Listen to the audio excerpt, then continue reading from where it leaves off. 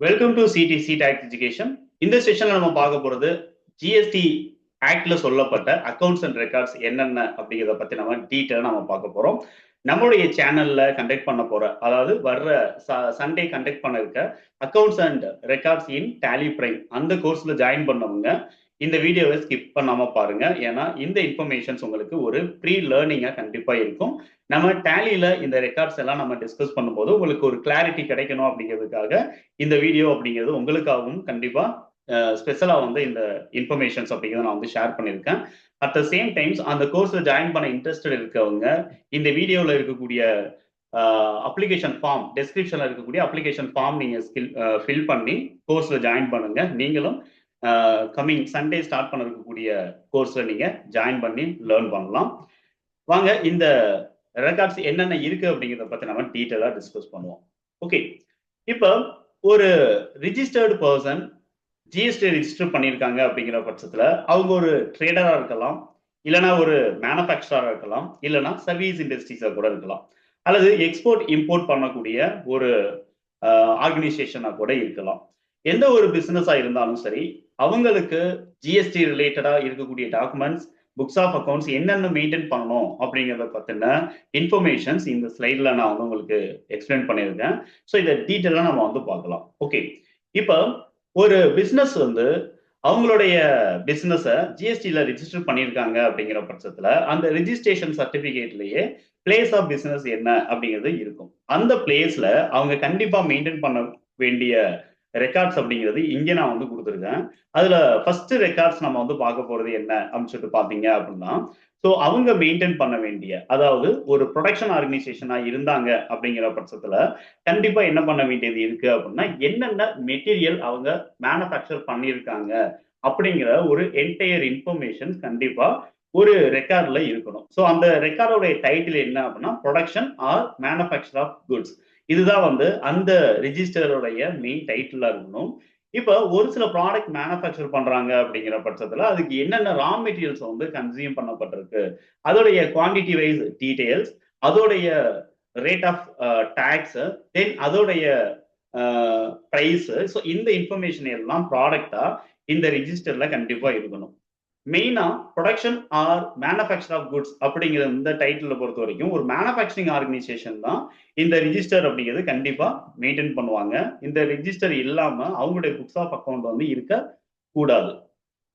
அதே மாதிரி ஒரு ட்ரேடிங் ஆர்கனைசேஷனா இருக்கட்டும் அல்லது மேனுஃபேக்சரிங் ஆர்கனைசேஷனா இருக்கட்டும், அவங்க கண்டிப்பா மெயின்டைன் பண்ண வேண்டிய அனதர் ரிஜிஸ்டர் என்ன அப்படின்னு சொல்லிட்டு பாத்தீங்க அப்படின்னா, inward and outward supply of goods அப்படின்னு நம்ம வந்து இங்க பாக்குறோம். ஸோ இந்த இடத்துல வந்து குட்ஸுக்கான இன்வர்ட் அண்ட் அவுட்வர்ட் சப்ளை அப்படிங்கிறது இருக்கணும். அதே மாதிரி ஒருவேளை சர்வீசஸ் அவங்க ரிசீவ் பண்ணியிருக்காங்க, இல்லை அப்படின்னா ப்ரொவைட் பண்ணியிருக்காங்க அப்படின்னா அதுக்கான இன்வர்ட் அண்ட் அவுட்வர்ட் சப்ளை டீட்டெயில்ஸும் கண்டிப்பா இங்க இருக்கணும். இப்போ ஒரு மேனுஃபேக்சரிங் ஆர்கனைசேஷனுடைய இன்வர்ட் என்னவா இருக்கும்? ரா மெட்டீரியல்ஸ் மேபி அவங்க பர்ச்சேஸ் பண்ணியிருப்பாங்க. அந்த ரா மெட்டீரியல் தான் அவங்களுடைய இன்வர்ட் ரிஜிஸ்டர்ல இருக்கணும். இதுவே ஒரு ட்ரேடிங் ஆர்கனைசேஷனா இருந்தாங்கன்னா என்ன மெட்டீரியல் அவங்க பர்ச்சேஸ் பண்ணியிருக்காங்க அதுதான் அவங்களுடைய இன்வர்ட் ரிஜிஸ்டரா கண்டிப்பா இருக்கும். இதுவே சர்வீஸ் ஆர்கனைசேஷனா இருக்கும்போது அவங்க அவங்களுடைய பிசினஸ்க்காக தேர்ட் பர்சன்ட் இருந்து ஏதாவது சர்வீசஸ் ரிசீவ் பண்ணியிருக்காங்க அப்படிங்கிற பட்சத்துல அவங்க சர்வீசஸ்க்கான இன்வர்ட் அப்படிங்கிறது மெயின்டைன் பண்ணணும். ஸோ இதை பொறுத்த வரைக்கும் குட்ஸ் அண்ட் சர்வீசஸ் ரெண்டுமே இருக்கு அப்படின்னா ரெண்டையுமே இந்த இன்வர்ட் அண்ட் அவுட்வர்ட் சப்ளை ரிஜிஸ்டர்ல காட்டணும். பொதுவா பர்ச்சேஸ் ரிஜிஸ்டரை நம்ம இன்வர்ட் சப்ளை அப்படின்னு நம்ம சொல்றோம், சேல்ஸை நம்ம அவுட்வர்ட் சப்ளை அப்படின்னு நம்ம வந்து சொல்றோம். அதே மாதிரி சேல்ஸ் ரிட்டர்ன் ஆகுது அப்படின்னாலும் அது இன்வர்ட் சப்ளை தான். பர்ச்சேஸ் நம்ம ரிட்டர்ன் பண்றோம் அப்படின்னாலும் அது அவுட்வர்ட் சப்ளையை தான் நம்ம கன்சிடர் பண்ணிக்கணும். இந்த இன்வர்ட் சப்ளைஸ்ல மெயினா நம்ம வந்து டீல் பண்ணக்கூடிய ப்ராடக்ட் அல்லது ஸ்டாக் ஐட்டம் மட்டும் நம்ம வந்து காட்டணுங்கிற அவசியம் கிடையாது. அட் த சேம் டைம்ஸ் நாம ஐடிசி அவைல் பண்ண அதர் பில்ஸ், ஏதாவது நம்ம ஸ்டேஷனரிஸ் பர்ச்சேஸ் பண்ணியிருக்கோம், ஆஃபீஸ்க்கான கிளீனிங் மெட்டீரியல்ஸ் நம்ம வந்து பர்ச்சேஸ் பண்ணியிருக்கோம், அல்லது எனி அதர் யூட்டிலிட்டிஸ் பில் ஏதாவது இருக்கு, அதுல இருக்கக்கூடிய ஜிஎஸ்டியை நம்ம கிளைம் பண்ணியிருக்கோம் அப்படின்னாலும் அதையும் நம்ம இன்வர்ட் சப்ளை ரிஜிஸ்டர்ல கண்டிப்பா காட்டணும். ஸோ இன்வர்ட் சப்ளை ரிஜிஸ்டர் அப்படிங்கிறது தனி, அவுட்வர்ட் சப்ளை ரிஜிஸ்டர் அப்படிங்கிறது தனி. இது ரெண்டையுமே நம்ம தனித்தனியா நம்ம டேலியில மெயின்டைன் பண்ணணும். அதர்வைஸ் நீங்க எந்த ஒரு அக்கௌண்டிங் சாஃப்ட்வேர் மெயின்டைன் பண்ணாலும் அந்த அக்கௌண்டிங் சாஃப்ட்வேர்ல இந்த ரிஜிஸ்டரை வந்து ப்ராப்பரா நீங்க மெயின்டைன் பண்ணணும். அடுத்து மெயினா நம்ம பார்க்கக்கூடியது ஒரு ட்ரேடிங் ஆர்கனைசேஷன் அல்லது மேனுஃபேக்சரிங் ஆர்கனைசேஷனாக இருந்தால் அவங்க ஸ்டாக் ஆஃப் குட்ஸ் இந்த ரிஜிஸ்டர் மெயின்டைன் பண்ணணும். இப்ப டேலியை பொறுத்த வரைக்கும் நம்ம என்ன பண்றோம் அப்படின்னா ஸ்டோர்ஸ் சம்மரி அப்படின்னு நம்ம வந்து ஒன்று மெயின்டைன் பண்ணுவோம். அதாவது ஸ்டாக் சம்மரி அப்படிங்கிறது. அந்த ஸ்டாக் சம்மரியில டீட்டெயிலா நம்ம பார்க்கணும் அப்படின்னா ஒவ்வொரு நாளும் அல்லது ஒரு பர்டிகுலர் ஃபினான்சியல் இயர் அல்லது ஒரு பர்டிகுலர் மந்த் அல்லது வீக் அல்லது குவார்டர் அப்படின்னு பார்த்தோம் அப்படின்னா கூட ஓப்பனிங் ஸ்டாக் எவ்வளவு இருந்தது, எவ்வளவு இன்வர்ட் இருந்தது. இன்வர்ட் இன் தி சென்ஸ் பர்ச்சேஸா இருக்கலாம், சேல்ஸ் ரிட்டர்னா கூட இருக்கலாம். அவுட்வர்ட் இன் தி சென்ஸ் எவ்வளவு நம்ம சேல்ஸ் அவுட்வர்ட் நம்ம வந்து பண்ணோம் அல்லது பர்ச்சேஸ் ரிட்டர்ன் அவுட்வர்ட் என்ன அப்படிங்கிறத கண்டிப்பா இந்த ஸ்டாக் ஆஃப் குட்ஸ்ல நம்ம காமிச்சு ஃபோர்த் காலம்ல நம்ம என்ன பண்ண வேண்டியது இருக்கு அப்படின்னா க்ளோசிங் ஸ்டாக் என்ன அப்படிங்கிறத நம்ம காட்டணும். இப்ப ஸ்டாக் ஆஃப் குட்ஸ் அப்படிங்கிறத வந்து நம்ம கிட்ட என்னென்ன ஸ்டாக் இருக்கு அப்படிங்கிறது நம்ம வந்து பார்த்தோம் அப்படின்னா அது க்ளோசிங் ஸ்டாக். அதர்வைஸ் ஒரு பர்டிகுலர் பீரியடுக்கான ஸ்டாக் ரிஜிஸ்டர் நம்ம எடுத்தோம் அப்படின்னா அதுல opening stock, inward, outward, then closing stock இது எல்லாம் ப்ராப்பரா நம்மளுக்கு இருக்கணும். அந்த ஸ்டாக்கை பேஸ் பண்ணியும் அதுக்கான டாக்ஸோடைய லயபிலிட்டி என்ன, அந்த டாக்ஸோடைய பேயபிள் என்ன அப்படிங்கிறத ஈஸியா நம்ம வந்து கால்குலேட் பண்ற அளவுக்கு அந்த ஸ்டாக் ரிஜிஸ்டர் அப்படிங்கிறது ப்ராப்பரா மெயின்டைன் பண்ணப்படணும். இது ஒவ்வொரு ட்ரேடிங் ஆர்கனைசேஷன் அண்ட் மேனுஃபேக்சரிங் ஆர்கனைசேஷன்ல மெயின்டைன் பண்ண வேண்டிய முக்கியமான ஒரு ரிஜிஸ்டரா பார்க்கப்படுது.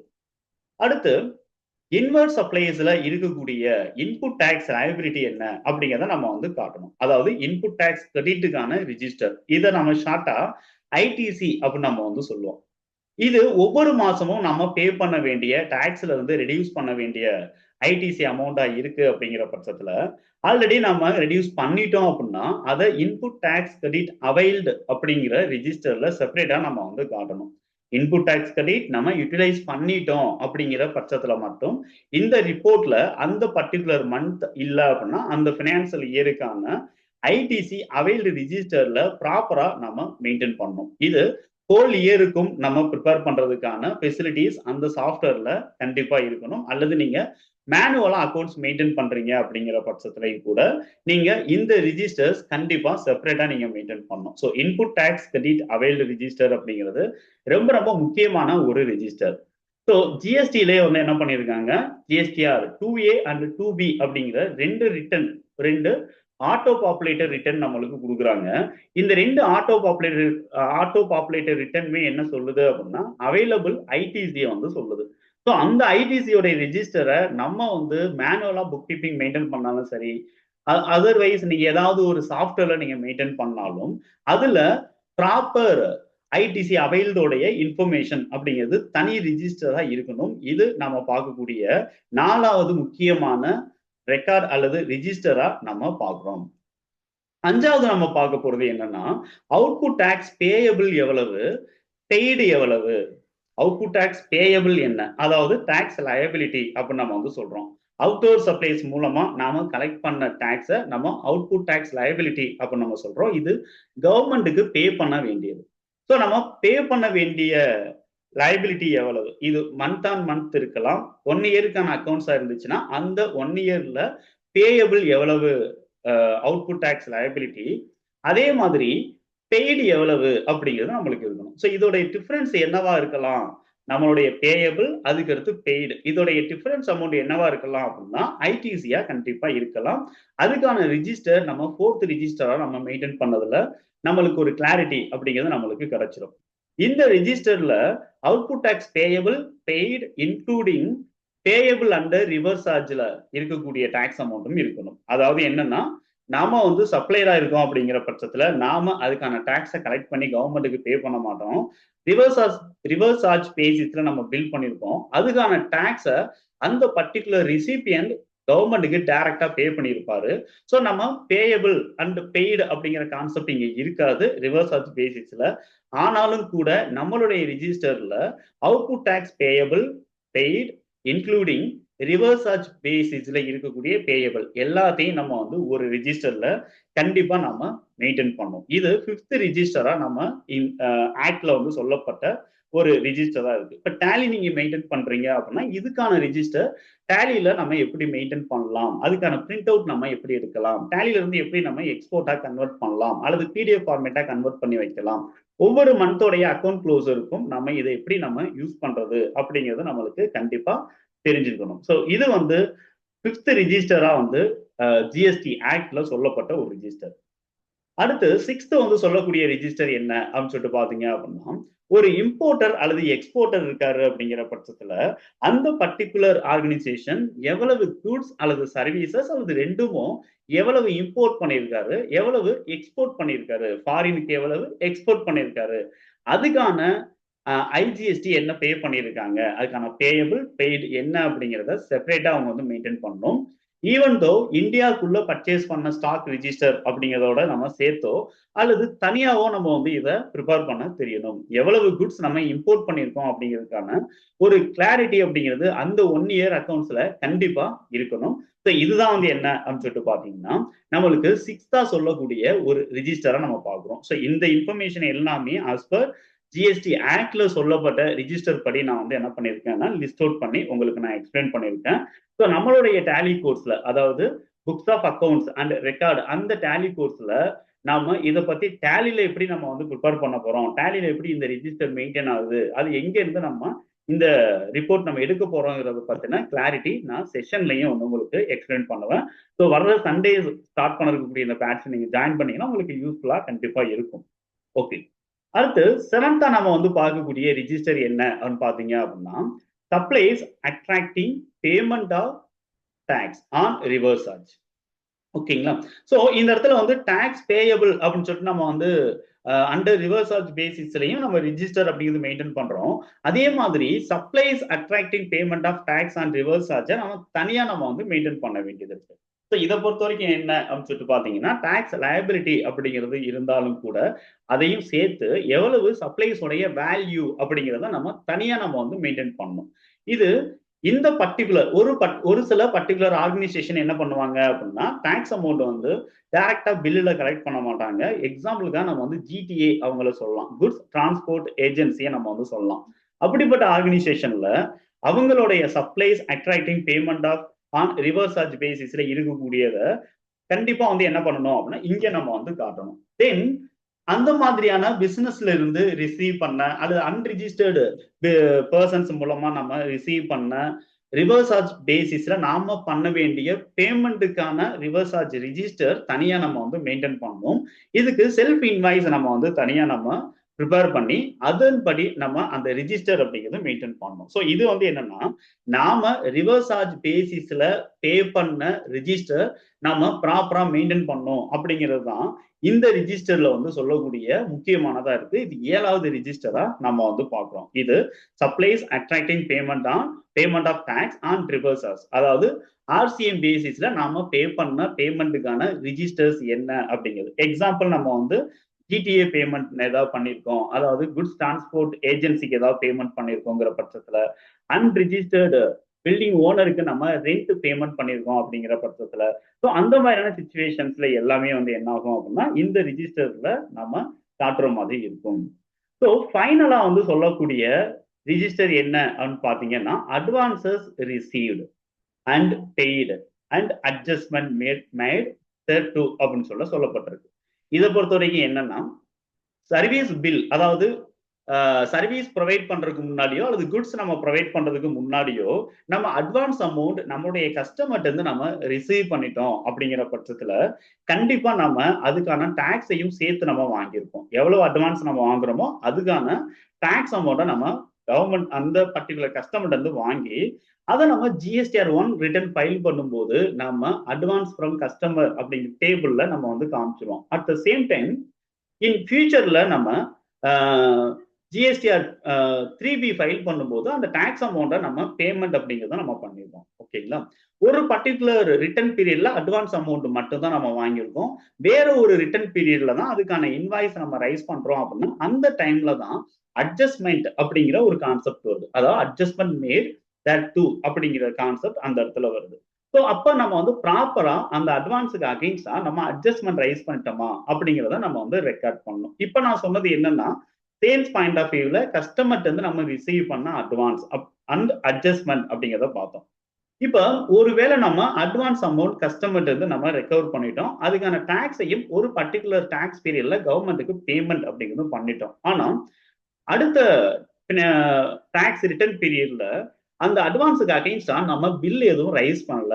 அதுக்கு பதிலா என்ன ஆயிடுச்சு அப்படின்னு சொல்லிட்டு பாத்தீங்கன்னா, அந்த ஆர்டர் கேன்சல் ஆயிடுச்சு அப்படிங்கிற பட்சத்துல நாம அந்த அட்வான்ஸ் அமௌண்ட்டை ரீஃபண்டுக்கு நம்ம கிளைம் பண்ணணும். ஸோ ரீஃபண்டுக்கு அப்ளை பண்ணணும். ஸோ அதுக்கான ப்ராசஸ் எப்படி நம்ம மெயின்டைன் பண்ணணும், அதுக்கான ரெக்கார்ட்ஸ் நம்ம ப்ராப்பரா மெயின்டைன் பண்ண வேண்டியது இருக்கு. இது வந்து அட்வான்ஸ் ரிசீவ்டு. இதே மாதிரி சப்ளையர்ஸுக்கு நம்ம ஏதாவது நம்ம அட்வான்ஸ் நம்ம கொடுக்குறோம் அப்படிங்கிற பட்சத்துல அதுக்கான ரிஜிஸ்டரும் நம்ம ப்ராப்பரா மெயின்டைன் பண்ணணும். அதுக்கான அட்ஜஸ்ட்மெண்ட்ஸையும் நம்ம ப்ராப்பரா மெயின்டைன் பண்ண வேண்டிய கட்டாயம் அப்படிங்கிறது நம்மளுக்கு இருக்கு. அப்ப ஃபைனல் ரிஜிஸ்டர் என்னன்னா, அட்வான்சஸ் ஏதாவது நம்ம ரிசீவ் பண்றோம் இல்லைன்னா பே பண்றோம் அப்படிங்கிற பட்சத்துல அதுக்கான அட்ஜஸ்ட்மெண்டோட சேர்த்து ப்ராப்பரா நம்ம ஒரு ரிஜிஸ்டர் அப்படிங்கிறது மெயின்டைன் பண்ண வேண்டியது இருக்கு. ஸோ இதுதான் வந்து என்ன அப்படின்னா ஃபைனல் ரிஜிஸ்டரா வந்து சொல்லப்பட்டிருக்கு ஜிஎஸ்டி ஆக்ட்ல. ஸோ நம்ம வந்து மேனுவலா அக்கௌண்ட்ஸ் மெயின்டைன் பண்றோம் அப்படிங்கிற பட்சத்துலையும் சரி, டேலியில நீங்க அக்கௌண்ட்ஸ் மெயின்டைன் பண்றீங்க அப்படிங்கிற பட்சத்துலையும் சரி, இந்த ரிஜிஸ்டர்ஸ் எல்லாம் நம்ம எப்படி ப்ரிப்பேர் பண்றது அப்படிங்கிறதுக்கான கிளாரிட்டி அப்படிங்கிறது உங்களுக்கு இருக்கணும். அப்பதான் இன் ஃபியூச்சர்ல ஏதாவது ஸ்டாச்சுட்டரி ஆடிட் நடக்குது அல்லது ஏதாவது சோகாஸ் நோட்டீஸ்க்கு நம்ம ரிப்ளை பண்ண வேண்டியது இருக்கு அல்லது எனி அதர் நோட்டீசஸ்க்கு நம்ம வந்து ஆன்சர் பண்ண வேண்டியது இருக்கு. ஸோ அந்த சிச்சுவேஷன்ஸ்ல நாம ப்ராப்பரா மெயின்டைன் பண்ற இந்த ரிஜிஸ்டர்ஸ் மூலமா தான் நம்ம ஆன்சர் பண்ண வேண்டியது இருக்கும். இந்த ரிஜிஸ்டர் தான் நம்மளுக்கு ஒரு ப்ரூஃபாகவும் நம்மளுக்கு கண்டிப்பா இருக்கும். ஸோ இந்த ப்ரூஃப் அண்ட் ரிஜிஸ்டர் இல்லைங்கிற பட்சத்துல அதிகமான டாக்ஸ் லயபிலிட்டி நம்ம பே பண்றதுக்கான சான்சஸும் நடக்க வாய்ப்புகள் இருக்கு. ஸோ அந்த மாதிரியான பேர்டன், அந்த மாதிரியான ப்ராப்ளம்ஸை நம்ம வந்து ஈஸியா வந்து ஹேண்டில் பண்ணணும் அல்லது அங்கிருந்து ஈஸியா எஸ்கேப் ஆகி வரணும் அப்படின்னா இந்த ரிஜிஸ்டர் எல்லாம் ப்ராப்பரா நம்மளுடைய புக்ஸ் ஆஃப் அக்கௌண்ட்ல மெயின்டைன் பண்ணப்படணும்.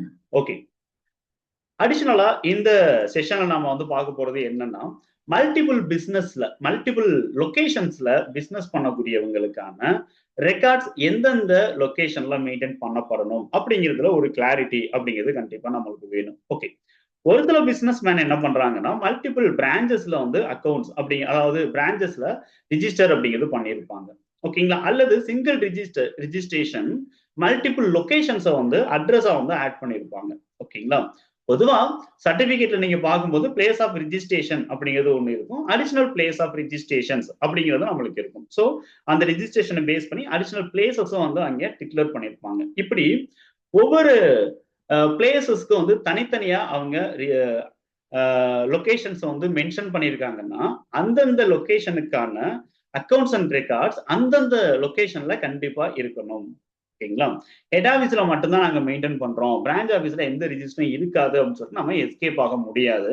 சம்டைம்ஸ் ஏதாவது வெரிஃபிகேஷன் பர்பஸ்க்காகவோ அல்லது ஏதாவது ஒரு என்கொயரி பர்பஸ்க்காகவோ டாக்ஸ் டிபார்ட்மெண்ட் ஒரு பர்டிகுலர் லொகேஷனை விசிட் பண்ணாங்க அப்படின்னா அந்த இடத்துல ரிஜிஸ்டர்ஸ் அண்ட் ரெக்கார்ட்ஸ் கண்டிப்பா இருக்கணும். அங்க இல்லைங்கிற பட்சத்துல அதுக்கான பெனால்டி அல்லது ஃபைன் அப்படிங்கிறத நம்ம வந்து கண்டிப்பா பே பண்ற மாதிரி இருக்கும். அதுக்கான கான்சிக்வன்சஸ் நம்ம வந்து மீட் பண்ண வேண்டிய கட்டாயமும் நம்மளுக்கு இருக்கும். ஓகேங்களா, ஸோ இதான் வந்து என்ன அப்படின்னு சொல்லிட்டு பாத்தீங்கன்னா, இந்த இடத்துல நம்ம வந்து மல்டிபிள் லொகேஷன்ல பிசினஸ் வச்சுக்கிறாரு அப்படிங்கிற பட்சத்துல நம்ம என்ன அப்படிங்கிறது. இப்போ டிபார்ட்மெண்ட் என்ன சொல்றாங்க அப்படின்னு சொல்லிட்டு பாத்தீங்கன்னா, புக்ஸ் ஆஃப் அக்கௌண்ட் நம்ம ஒன்னு மேனுவலாவும் மெயின்டைன் பண்ணலாம், இல்ல அப்படின்னா எலக்ட்ரானிக் மோட்லயும் நம்ம மெயின்டைன் பண்ணலாம். அதாவது அக்கௌண்டிங் சாஃப்ட்வேர் எதிரையாவது நம்ம நம்மளுடைய ரெக்கார்ட்ஸ் அண்ட் ரெஜிஸ்டர்ஸை மெயின்டைன் பண்ணலாம். ஓகேங்களா, அதர்வைஸ் நம்ம மேனுவலா கூட ப்ராப்பர் மேனர்ல நம்ம எழுதி வைக்கலாம், இல்லைன்னா எக்ஸல்ல கூட மெயின்டைன் பண்றோங்கிற பட்சத்தை. ஸோ எனிதிங் ஏதாவது ஒரு மோட் ஆஃப் ரெக்கார்டிங்ஸ் கண்டிப்பா அந்த பர்டிகுலர் ஆர்கனைசேஷன்ல இருக்கணும். ஓகேங்களா, இதுல வந்து ஒன்லி சிஸ்டமேட்டிக் அக்கௌண்ட்ஸ் தான் இருக்கணும், மேனுவல் இருக்கக்கூடாது அப்படிங்கிற எந்த ஒரு ரெஸ்ட்ரிக்ஷன்ஸும் வந்து இங்க சொல்லப்படல. ஓகே, அடுத்து இந்த இடத்துல ரூல் 56(10) வந்து என்ன சொல்லுது அப்படின்னு நம்ம வந்து இங்க பார்க்கலாம். மல்டிபிள் பிசினஸ் ரன் பண்ணக்கூடியவங்க அவங்களுடைய ஒரு பர்டிகுலர் பிசினஸ் பிளேஸோடைய ரிஜிஸ்டரை வேற ஒரு பிளேஸ் ஆஃப் ரிஜிஸ்டர்டு, அதாவது ரிஜிஸ்டர்டு பிளேஸ்ல வேற ஒரு பிளேஸ்ல அவங்க ரெக்கார்ட் மெயின்டைன் பண்றாங்க அப்படிங்கிற பட்சத்துல கண்டிப்பா அந்த ரிஜிஸ்டர் எந்த பர்டிகுலர் ஆபீஸ்ல இருக்கோ அது சம்பந்தப்பட்ட ரிஜிஸ்டர் அப்படின்னு கண்டிப்பா எடுத்துக்க மாட்டாங்க. இப்போ உதாரணத்துக்கு மதுரையில ஒரு ஆபீஸ் இருக்கு, கோயம்புத்தூர்லயும் ஒரு ஆபீஸ் இருக்கு. இப்ப மதுரையில இருக்கக்கூடிய ரெக்கார்ட்ஸை கோயம்புத்தூர் ஆபீஸ்ல மெயின்டைன் பண்ணிக்கிட்டு இருக்காங்க, அல்லது ஒரு வெரிஃபிகேஷனுக்காக அங்க ஸ்டோர் பண்ணி வச்சிருக்காங்க. இப்போ ஒரு ரைடு இல்ல அப்படின்னா ஏதோ ஒரு என்கொயரிஸ் வந்து அங்க வருது, ஓகேங்களா? ஸோ டாக்ஸ் டிபார்ட்மெண்ட்ல இருந்து ரைட் பண்றாங்க, இல்லைன்னா என்கொயரி பண்றாங்க. ஸோ அங்க மதுரையில இருக்கக்கூடிய ஒரு அவுட்வர்ட் சப்ளை ரிஜிஸ்டர் அங்க இருக்கு அப்படிங்கிறதுனால அந்த அவுட்வர்ட் சப்ளைக்கான tax liability Coimbatore place of business தான், அங்க இருக்கக்கூடிய அந்த பிசினஸ் தான் பே பண்ணணும் அப்படிங்கிற ரெஸ்ட்ரிக்ஷன் இங்க கிடையாது. அதர்வைஸ் இந்த பர்டிகுலர் ரிஜிஸ்டர் மதுரை சம்பந்தப்பட்ட register Madurai place of business சம்பந்தப்பட்டது தான் அப்படிங்கிறதுக்கு இந்த இடத்துல இந்த ப்ரொவிஷன் வந்து ஒரு கிளாரிட்டி அப்படிங்கிறது நம்மளுக்கு தருது, ஓகேங்களா? ஆனாலும் கூட இந்த இடத்துல வந்து என்ன ரூல் என்ன அப்படின்னு பாத்தீங்கன்னா, இப்ப கோயம்புத்தூரை வந்து ரைட் பண்றாங்க, கோயம்புத்தூர் பிசினஸ் பிளேஸை வந்து வெரிஃபை பண்றாங்க, இல்லைன்னா ரைட் பண்றாங்கிற பட்சத்துல அங்க கோயம்புத்தூர் சம்பந்தப்பட்ட டாக்குமெண்ட்ஸ் ரெக்கார்ட்ஸை தான் அவங்க வந்து என்ன பண்ணுவாங்க அப்படின்னா எடுத்துக்கிடுவாங்க. அங்க கோயம்புத்தூர்ல அது சம்பந்தப்பட்ட ரிஜிஸ்டர் எதுவுமே இல்லை அப்படின்னா மட்டும்தான் இங்க ஃபைன் அப்படிங்கிறது கண்டிப்பா இருக்கும், ஓகேங்களா? பெனால்டி அப்படிங்கிறது இருக்கலாம், அல்லது அவங்க வந்து அவங்களோட ரெக்கார்ட்ஸை மறைக்க பாக்குறாங்க அப்படிங்கிற மாதிரி வேற எனிதிங் நம்மளுக்கு வந்து நோட்டீசஸ் வந்து வர வாய்ப்புகள் இருக்கு. ஸோ இதுதான் வந்து என்ன அப்படின்னு சொல்லிட்டு பார்த்தீங்கன்னா, மல்டிபிள் பிசினஸ்ல அக்கௌண்ட்ஸ் வச்சிருக்காங்கன்னா எந்த பிசினஸ்ல அவங்க மெயினான ரிஜிஸ்டர் மெயின்டைன் பண்ணணும் அப்படிங்கிறதுக்கான கிளாரிட்டி. ஸோ அந்தந்த பிசினஸ்ல ப்ராப்பரா அவங்க என்ன பண்ணணும் அப்படின்னா ரிஜிஸ்டர் அப்படிங்கிறது மெயின்டைன் பண்ணணும். ஓகே, ஸோ வர்ற சண்டேஸ்ல இருந்து, அதாவது 16th மார்ச்ல இருந்து நம்மளுடைய சேனல்ல இருந்து டேலில எப்படி இந்த ரெஜிஸ்டர்ஸ் எல்லாம் மெயின்டைன் பண்ணலாம், அதுக்கான என்ட்ரி எப்படி நம்ம ரெக்கார்ட் பண்றது, அதுக்கான சார்ட் ஆஃப் அக்கௌண்ட்ஸ் என்ன அப்படிங்கிறத பத்தின ஒரு கிளாரிட்டிக்கான ஒரு ஜிஎஸ்டி அட்வான்ஸ்டு செஷன் அப்படிங்கிறத நாங்க வந்து ஸ்டார்ட் பண்றோம். ஸோ இது ஒரு வீக்கெண்ட் பேட்ச், ஒவ்வொரு சண்டேஸும் 3 hours வந்து இந்த செஷன் அப்படிங்கிறது இருக்கும்.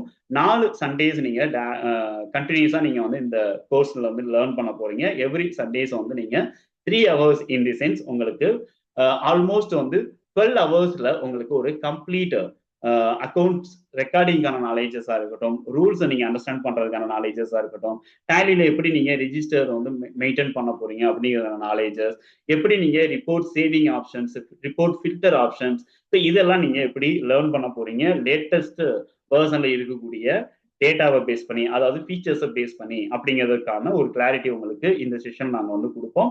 ஸோ இந்த செஷன் ஜாயின் பண்ண இன்ட்ரெஸ்டட் இருக்கு அப்படின்னா டிஸ்கிரிப்ஷன்ல இருக்கக்கூடிய ஜாயினிங் ஃபார்ம் நீங்க வந்து ஃபில் பண்ணுங்க.